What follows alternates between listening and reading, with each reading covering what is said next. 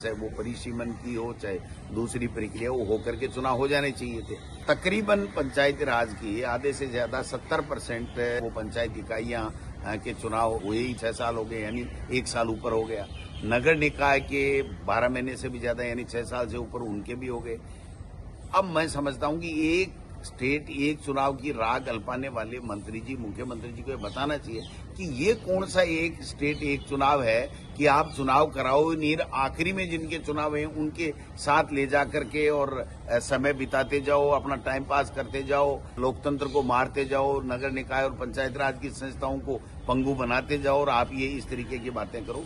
राज्य निर्वाचन आयोग को पहले ही दिन जब 5 साल हुए थे उससे पहले ही इनको चिट्ठी लिख दी गई थी। वो बार बार ये कह रहे हैं कि मुझे मिसगाइड कर रही है सरकार और वो बहाने बना रही है।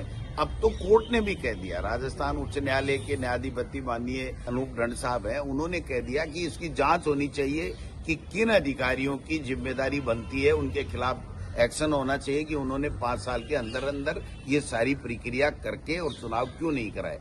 तो आप समझ सकते हो और भी रिटें लगी हुई हैं। जो परिसीमन कर रहे हैं वो बीजेपी के हारे हुए लोग, राजेंद्र जी राठौड़ जैसे लोग वो परिसीमन कर रहे हैं, जबकि उनको परिसीमन करने का कोई अधिकार कानूनी रूप से नहीं है। तो ऐसे में राजस्थान में तो सरकार नाम की कोई चीज नहीं है, सर्कस चल रहा है और पूरे तरीके से टाइम पास मुख्यमंत्री